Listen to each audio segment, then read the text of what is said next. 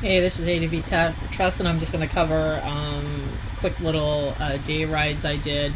One of the things that I'll use is Google Earth to kind of look for areas that I could go out and ride in, right?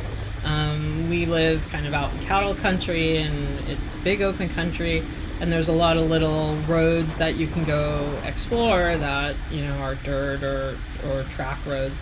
And this Brown Valley Road happens to be one of them. And one of the first things I'll do when I'm looking for a road to potentially go exploring is check to see if there's any gates going across it. There's nothing more disheartening than scoping out a really cool trail and then getting out there and finding that there's a gate across it. So I did some initial scrutineering here. And it looked like there wasn't any gates. It looked like it was probably a public road, and that it really snaked through several little valleys that I could go out and explore. And it was really a nice ride. You're going through open cattle country. I think it's totally doable on a larger bike if you've got like a big ADV bike and you just want to start getting some practice off-road. There is a couple areas where it's really, the gravel's a little deep, it's a little sandy, it's heavily washboard. But it is really beautiful, and it's really nice to take these roads and then just see these little valleys open up. And there were a few farmhouses, and most of any roads that came off of this, they had gates across it, so that was like not an area to travel. Additionally, I don't particularly want to be chased by a bunch of farm dogs, so it wasn't something that was in my agenda to go exploring. So I really just stayed on the main road that I had reconnoitered using Google Maps. And when I came out on Browns Valley Road, the road went off to the right, and there's actually a gate not too far down the road that you can't get across. So I think one of the activities I'm going to do is see if there's like some way to get around that gate, but that's an adventure for a different day. So then a couple days later, I took my Royal Enfield out to Hollister Hills OHV. And so then what I did was I went in and looked at some of the routes to see if they looked more technical, and to try to build a mental map of the road so that I could take my bike out and go riding. And you'll hear some of the commentary in relation to that as well, because my mental map was not very good. But basically what I did was I took this lower field road, came up here, and then I think I took, and you'll see that in the video, and let me kind of spin this around a little bit, and then I took this lower field road, which is a really good road, and I think even if you have a big ADV bike, this road's gonna be fine.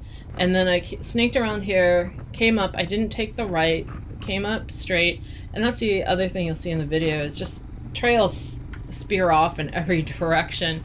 Came up this road, and then right in here is where, and I think it was right up here, you'll see me where I dropped my bike.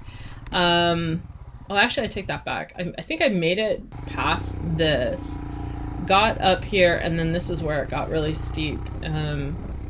Yeah, because here's all the different tracks. Maybe if I would have taken one of these other tracks, it would have been fine. And then got up to the main trail down. So I got up to the top and went, wow, where am I? And then I ended up taking this trail, and I ended up near the TT track, right?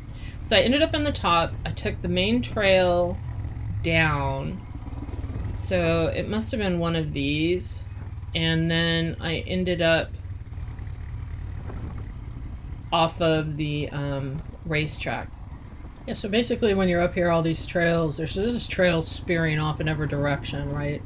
And I took this one coming down, but I think this Erlene Road and this one are now kind of connected. So I ended up on this one, though I'm not 100% sure. It could have been this one. It was one of these three. Ended down here on the Twins Hills and then came out at the TT track. And then if you scroll up at this Lodge Lake off of the main road, and this is another green trail. It's called the Harmony Gate Road, and it rolls quite a ways up into the hills, and it's a really nice track. There's some pretty sandy areas. There's lots of whoops along it, and you see little kids, young kids, 6, 7, 8, riding their little dirt bikes through it. So little kids like 6 and 8 riding their dirt bikes through it. So it's totally durable, and it goes back a little ways, and then you can do the return route back.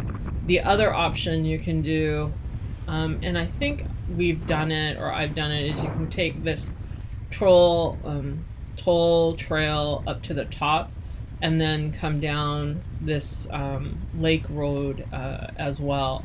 But again, real nice area to just go out for a quick ride and just be out and dirt biking. And the one thing I want to say about watching these videos and watching somebody fall on their bike is, I have watched videos and seen people fall on their bike and been like, wow, I would have never fallen there. It's a whole different thing when you're actually riding and then you're the one who falls. So yeah, it's kind of funny actually doing a video versus watching somebody else's video. I think it definitely gives you the perspective of maybe being a little bit more generous to other people who are posting videos out there, their motorcycle rides versus yours, right? And the Enfield is a great bike, and so far, and I'm taking it relatively easy, right? Some of these videos are sped up, right? I don't want to hurt myself. I don't want to damage the bike, right? I just want to go out for a little trail ride, get outside and get some exercise. And the Enfield is perfect for that. And I think if you have a bigger bike or some bike that has more power, then these trails are going to be absolutely a breeze for you. In addition, I think if you have an ADV bike and you're experienced on it, also you're going to have a blast out here. More videos to come as I explore more trails. Happy trails, and we'll see you around.